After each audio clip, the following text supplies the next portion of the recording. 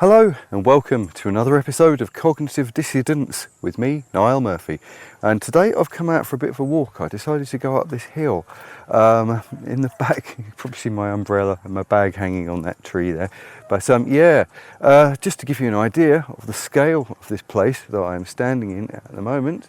If I just stand here and do a 360-degree twirl, here I am. Atop, I like those old archaic types of language, atop a hill. I've been walking up here, actually I think this is the third or fourth attempt at walking up this hill in the last few days. And today I decided to put a bit of SPF 50 on, wear my Panama hat, which is just over there on the tree. Also bring an umbrella with me to protect me from the sun as well as the rain. And of course I have this meticulously placed umbrella here so I can stand in the shade while I'm talking to you and not get burnt too much. The problem is, of course, coming from the far north of the world and bringing myself 42 degrees closer to the equator means the midday sun, is a time when only mad dogs and Englishmen go out. Is in the midday, you see, and it's a bit difficult to deal with because the sun is so fucking intense here, man. It really is, Right, so where was I? Yes, the last week has been difficult for me because I feel like I've been exercising demons. If I just show you, this is Galadriel doing what I've been doing in my head over the last week.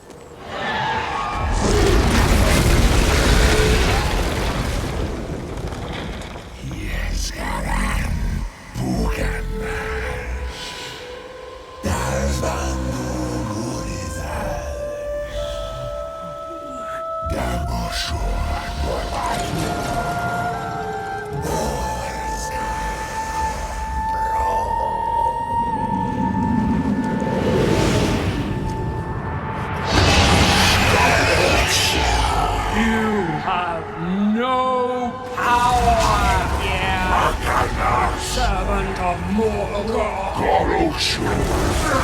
You are nameless. Faceless. Formless.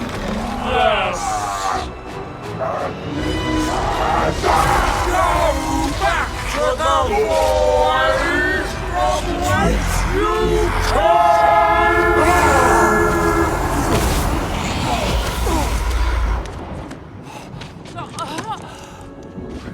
Yes, that's how I've been feeling. I kind of been feeling like I've been dealing with what feels like psychic attacks, I suppose.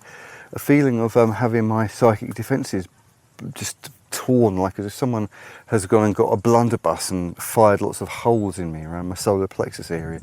And I feel like I've had to rebuild those defences. And of course, I don't want to blame anyone for it because that's not really the sort of way that I am as a person. But, yeah, it's like an old friendship I've had to move on from because it's just not really serving me in this time in my life, unfortunately. And I don't wish him any bad. And I think that really what we have to do is go our separate ways and go on in our lives as we see fit, And that's it, really. But the thing is that I have had to deal with what felt like an enormous amount of years worth of stuff coming up that I kind of felt I had to be angry about. And I had to get this anger, get this rage, get this crazy making insanity inside my head and bring it to an end. Just become a terminator point for it so that energy doesn't have to go anywhere else but through me and then stop. Because that's what else can we do? It just feels there's enough bad going on in this world. And to be honest, what I am really pissed off most about is how the dividers and rulers have come along over the last 10, 15 years in particular, and how they have played us all off against each other in the way that they have done. And, this is just one of many, It's the longest one, shall I say, the longest war of attrition, but it's only one of many. And when I think back to the time when I decided to vote to leave the European Union, and, lost friends over that, lost friends over a lot of my, positions, politically or otherwise, despite the fact that I would consider my political opinions to be somewhat agnostic, above, detached, beyond, big picture-y, you know, I feel like I hold a fixed position, not a fixed ideological position, but a fixed kind of way of looking at the world while the Overton window shifts around me.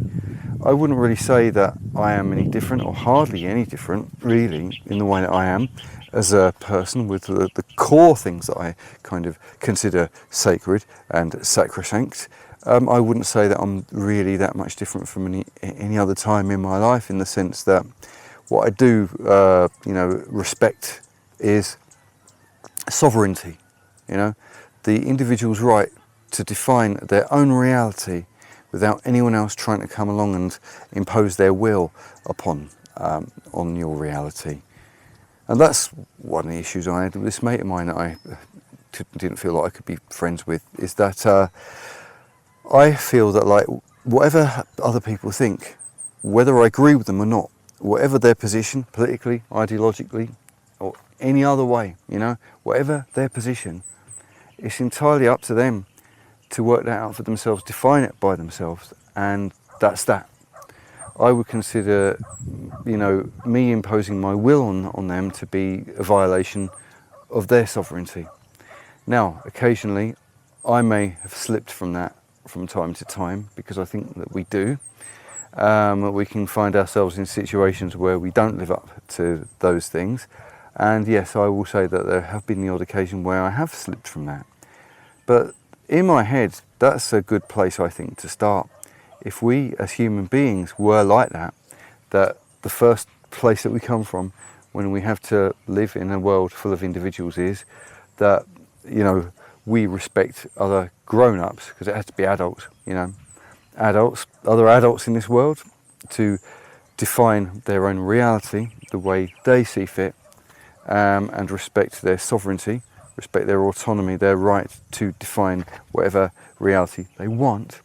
And we identify ideology and ideologues, and agenda-driven ideologues in particular, as problem people that we should keep out of our lives at all costs, irrespective of whether they come from the left or the right, from a religious or from a political. If anyone is being zealous, shall we say, or overzealous, inflexible, and very imposing of their will, of their ideological position, and cannot open their mind and have a, how could I say, stand above the problem, big picture, zoom out, look at the problem from an apolitical, non-ideological perspective. If they can't do that, if you can't have these type of thought experiment conversations with people, then I think that it's really, you know, you have to move on from them. And I think that's a good value to live by, you know. We wouldn't be having these culture wars, we wouldn't be having these kind of holy wars that we're having at the moment. We wouldn't be having wars where people are blowing each other up and killing each other. We wouldn't be losing our freedoms. We wouldn't be having the political problems that we're having in Europe in particular, the problem with the sort of, like you say, globalist versus nationalist. Again, I think of as a false dichotomy, that one, because what I really see is people who wish to centralise power against people who wish to decentralise power. That's what I see as the real problem that is going on.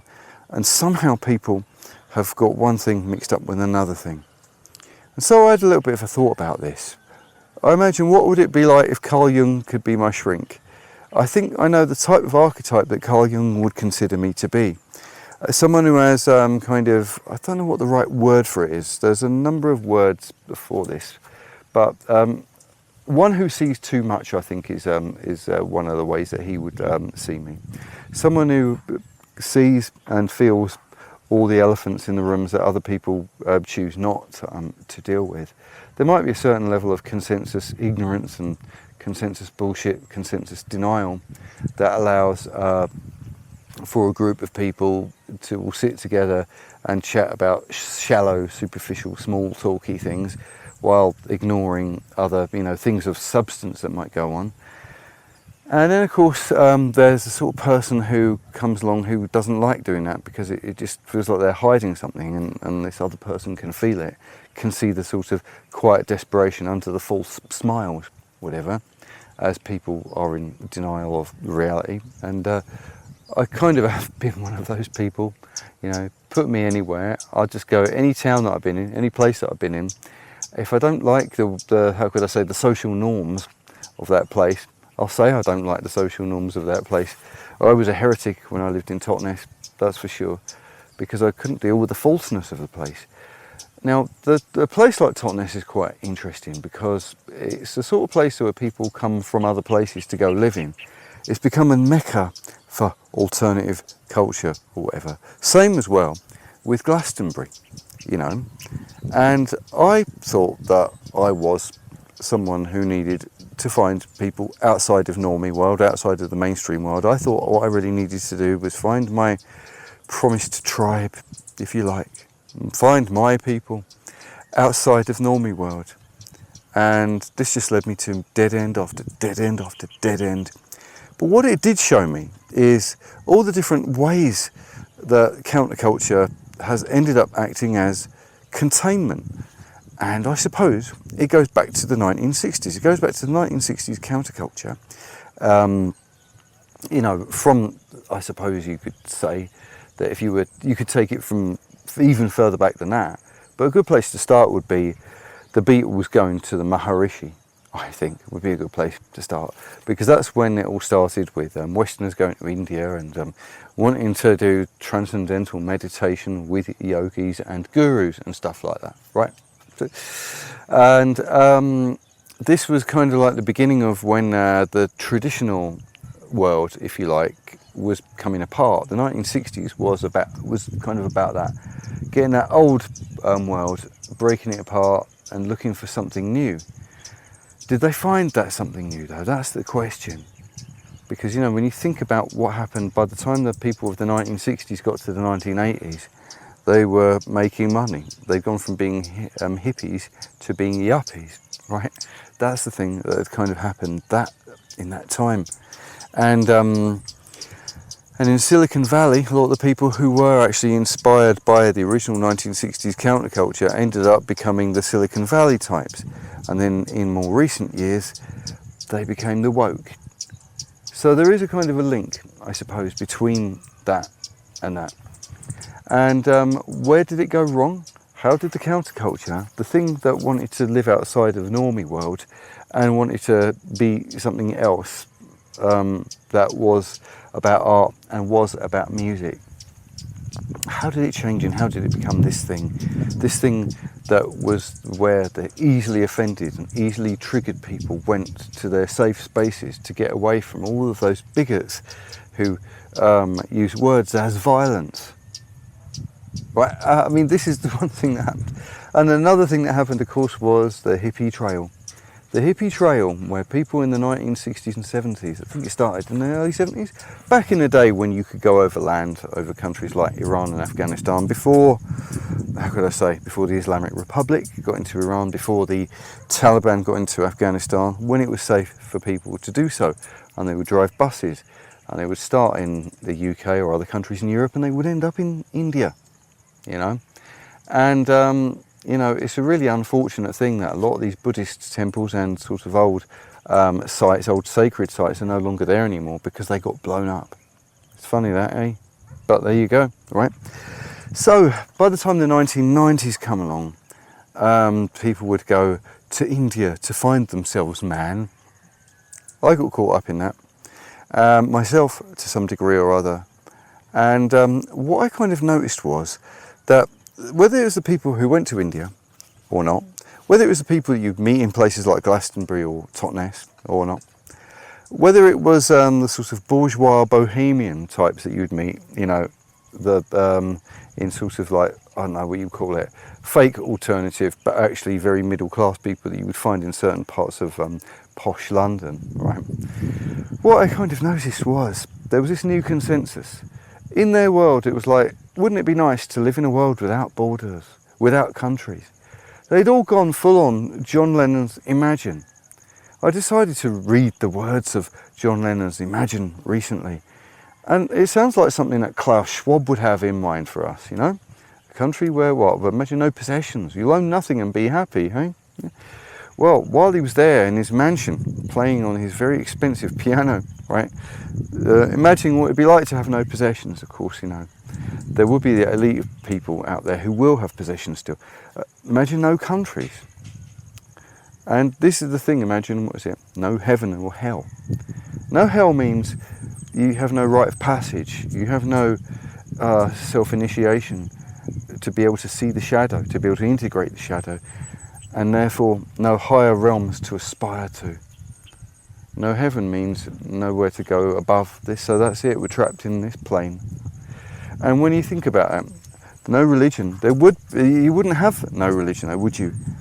You would have a situation where you kill the religion of your own country and then a hostile takeover happens from another religion in another part of the world. They come and think, oh, they're destroying their world, we'll claim that, we'll take that. It doesn't work. And the fantasy, the John Lennon imagined fantasy, is nothing more than a communist utopian manifesto. It doesn't work in real life. And what made me actually come to this conclusion was not that I wanted to become some sort of xenophobe little Englander who wanted to hide from all those foreigners. No. What actually made me come to that conclusion is the fact that I married a Filipino, and I, as a result, you know, I'm not in the Western bubble out here. You know, got the wife, her daughter, and sometimes other members of her family. And occasionally you might bump into some expats, but I haven't really made any expat friends out here. So I'm in a mostly, predominantly Filipino bubble out here, not in a Western one. Unlike when I was travelling through India, where I was in an entirely Western bubble. And I was just, you know, this is the thing, this is what's different. And it feels like the Philippines out here. It doesn't feel like I'm in some airport lounge. It doesn't feel like I'm in the United Colours of Benetton. I'm not living in John Lennon's imagined world out here. I'm just a very, let's say, one Johnny foreigner. We're not overwhelming them in numbers. So they're not hostile towards us, and I'm not hostile to them. And a couple of years ago, actually, when we were in Costa Rica, she was reading the news about the Philippines and was worried that they were going to move a bunch of Afghans to the Philippines and didn't want that to happen. And I don't know if there was going to be a referendum where she could vote no in that. Anyway, it didn't happen in the end. And as she was not a white European, and as this was not happening in Europe, and as they couldn't really use the, you know, how can I say, they couldn't really accuse them of being Nazis, because she wasn't carrying the white man's burden on her shoulders, it then had occurred to me that if you take the white man out, you take Europe out, you take the Western world out, and then you place this problem somewhere else in the world, and they don't want these other people coming, they don't appear like racists or bigots or Nazis. So why should we appear to be like that? And one of the things that I do like about when you go to different countries in the world, and other countries that you go to, plenty of them, and they have a sense of national pride and a sense of nationalism in there. One of the things I like about that is that it means that all the countries you go to are different. It also means that as the world will not turn into one homogeneous airport lounge overnight, if the world gets too bad, if it gets too communist and too United Colours of Benetton, if it gets too Klaus Schwabby in places, it means that there'll be someone somewhere to run to get away from it, because there will be the odd countries that say, no, we don't want to go in that direction, and so we go there instead. And so as a result, this kind of Shanti, no borders, no countries, we should all live as one bullshit that took me and washed my brain for a short amount of time in my life, while trying to convince me that nationalism was only what the Nazis did. I mean, that is a complete lie, and I'm glad that I flushed that out of my brain, because as far as I can see, this was basically a totalitarian takeover by communists using your fear of fascism to make you comply with their version of totalitarianism. It was not a healthy centre middle ground, no. Why shouldn't countries have a sense of nationalism and national pride? Why shouldn't they? if we got to a point where we did travel enough and we did mix enough, that the boundaries did start to dissolve of their own accord without them being forced away by people with political agendas, and that would be different. Eh? If that was something that happened of its own accord, then without political agendas forcing it in that direction, without utopians making it that way, that would be one thing. And I'd kind of be, that would be a good place to go in the world. But the trouble is, we can't get there because there's different cultures, there's therefore different reality models, there's therefore irreconcilable differences between people and different value systems. And the problem we have as human beings is that we are barely out of the trees. I say that we're basically quarter past monkey, but probably only 2 minutes past savage. We still got a long way to go until we're this kind of universal spacefaring, kind of omnipotent, godlike super species. We've got a fucker of a long way to go, even if we're going to get there at all. And we've got a lot of evolving to do, and we can't comprehend the time scale it would take for us to even get there. We ain't doing it in 100 years, no. And we're not even doing it in 200, not even 500 years, man. Whether we could actually live long enough or evolve far enough into the future to do that, I don't know. But here I am now, thinking to myself that, right, if Carl Jung could be my shrink, what would he think? And what would I say to him? And what conclusions could I come to? Because that would be, and they say, if you could have a conversation with anyone from any time, alive or dead, who would it be? Carl Jung, be my number one. In fact, I don't even think I'd have a number two, be straight to him, Because I do feel like, I'm trying to find a way of integrating the shadow. And the problem is, I have been around too many of these hippy dippy idealist people in my time, the people who I thought were my type of people. And I have fallen out with a lot of people for whom leaving the friendship, leaving the town, say for instance, leaving the scene, whatever, was a bit like leaving a cult. And all I want to do, and all I would kind of expect anyone else really to do in their lives would be to be the whole, complete version of themselves. That's what I would say. Be the whole, complete version of yourself. Don't shrink, don't dim your light to try to fit in with someone else's version of what you should be, for fear of how they will react to what they will say, or how they might undermine you, or any of that. Life's too short, and I'm really feeling that life's too short, because I kind of feel that I did waste decades in some cases, and I haven't got a great deal of time now until I'm 60. Yeah, I know I don't look it, but there you go, right? But sometimes I feel it. So yeah, that's the thing. And there's this sort of weary look in my eyes. I think I do look it in there. I feel I look like I'm about 500 in my eyes, to be honest, if the rest of me looks young, kind of like the elves. 500-year-old eyes inside what looks like a 40-something body. That's what I feel like I am at the moment. Anyway, so the only thing I think we can do as people is to try to find a way of trying to integrate whatever shadow stuff that we do have, however we go about it. In the process of doing so, we're going to be picking up on a lot of other people's unresolved shadow stuff. And I have this, that's what he called it, differentiated perception. I think that's what he called it. And it basically means that you end up with this participation mystique, which is another phrase that he used, where you cannot tell your own mental or emotional shit from all the stuff that you pick up because of the level of sensitivity. It's like it all becomes you, And as a result of that, these heightened levels of perception means that you end up being targeted by, you're more likely, say, to be targeted by narcissists and psychopaths.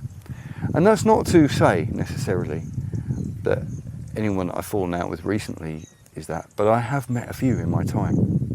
And I kind of feel that, like, I'm still recovering from the damage of those people. So as a result, it's like I'm kind of recovering from and trying to deal with and trying to process a lot of that kind of psychic damage. And recently it just came up. It was like bang, it was there, and I felt I had to feel it. But in these last few days I have actually built the armour back up again, and I hope that it will carry on being okay. But as we go into the future, I think the thing that really, really concerns me is that we are in a time now where there's just too much of this kind of ideological zealotry. I'm sick of left versus right. It means nothing to me anymore. It just so happens I'm in a time now where the media I'm consuming tends to be people who are more from the right, because we happen to be in a time now where the Overton window shifted one way, and as a result, that's what I'm looking at. There may come a time in the future where I might be paying more attention to the left again, because the right, if they get, how can I say, if the world becomes too conservative, puritanical, you see, I'm not talking about fascism here. I'm talking about conservative, puritanical conservatives who take the fun out of life by becoming the moral hegemon of the future. Now there may be a time before that happens when the present countercultural conservative group of people bring autonomy and individual freedom back. But then, a decade, 2 decades down the line, they might go stale. The conservative movement might become like, Malcolm Muggeridge and Mary Whitehouse in the 1970s.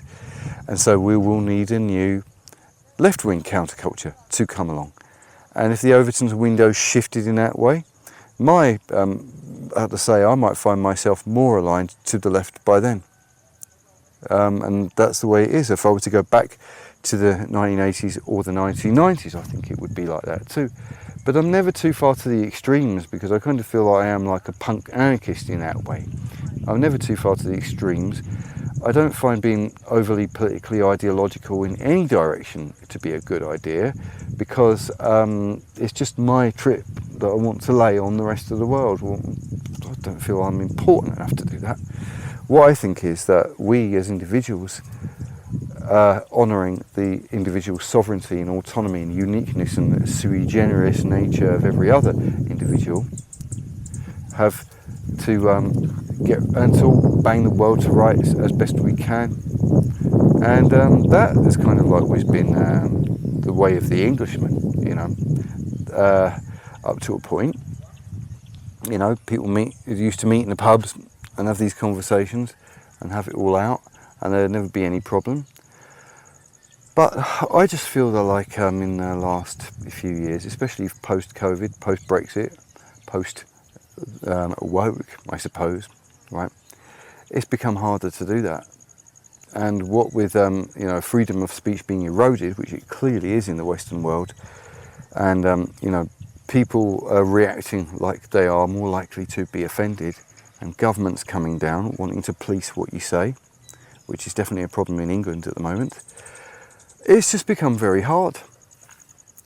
And my question is, are we going to be stupid enough to be played like this? Are we going to be stupid enough to be played, or can enough of us get together and say, all right, fuck our petty differences, I'll respect your autonomy, your sovereignty, I won't push you, I won't bend you to my will, but we can find where we have common goals, and let's find a way of being able to unite against whatever, this more powerful force above us, the man shaking the jar, we're the ants inside it, let's go get the man.